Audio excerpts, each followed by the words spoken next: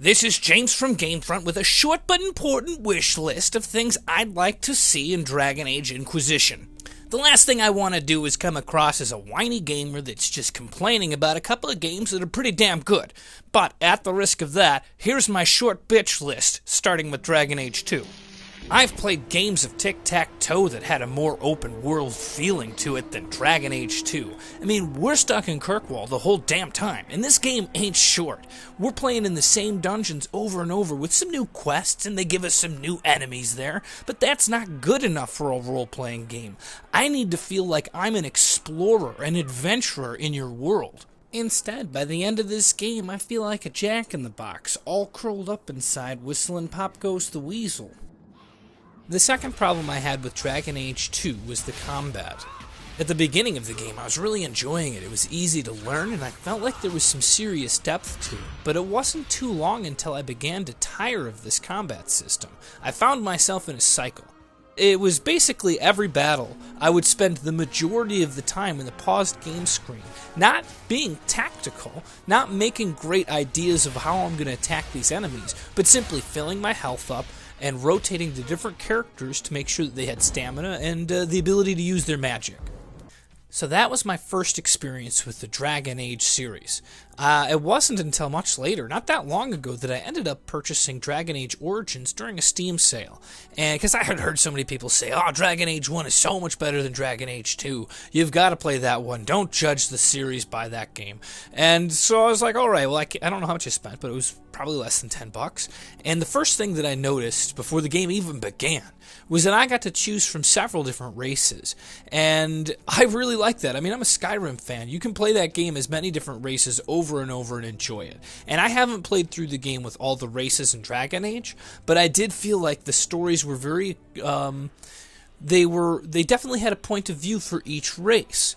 And that I felt like was missing from Dragon Age 2. You were human no matter what, and you were really either a mage or not a mage, and that's how the differences of the story went. So, right off the bat, I really liked the fact that I felt like I had more of a choice of what I was going to approach this world like.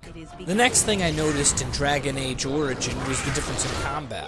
And I have to give full disclosure, I was playing on the PC, and I'm not sure how the game played when it was on a console. But, on the PC at least, you were able to switch between an overhead view and an over-the-shoulder view.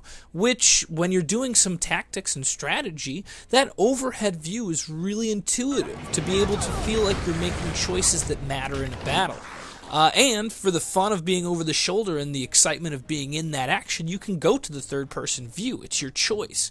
And not just views. I also felt like the spells, and I was playing as a mage most of the time, the choices I was making with my attacks were more meaningful per battle. Whereas I felt more in Dragon Age 2, I started to find my favorite spells and just used them all the time. So I enjoyed the combat in Dragon Age Origin a lot more.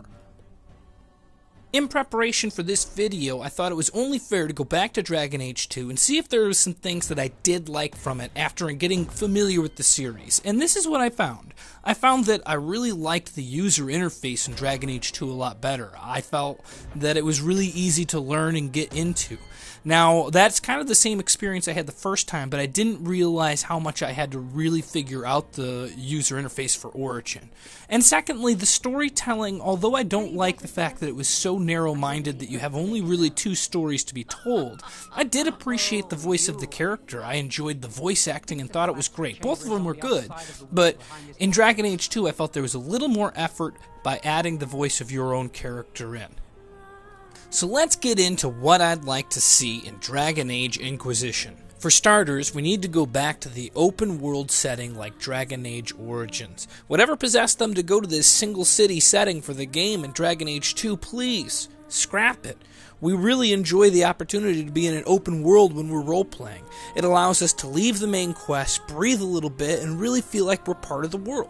I'm not suggesting that it has to be any larger than Dragon Age Origins, but I think that that's a pretty good starting point. Let's try to keep it about that same size and fill it with even better content.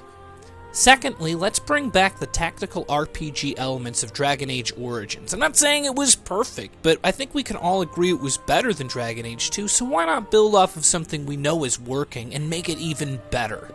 One thing I'd like to see in that combat change, and I'm sure it's easier said than done, is make it so that there's more balance and variety in abilities and spells, so that you're not just waiting for your favorite spells to cool down before rotating back to that character and using it again. I'd like there to be so many options of spells or abilities to use that I'm kept busy until my thing has cooled down that I like to use so much. What I don't want to see is a combat system that encourages me to go into battle using my most powerful spells, but then spend the majority of the time in that battle just mashing my basic attack button. I'm not looking for Dynasty Warriors right now, I'm looking for Dragon Age.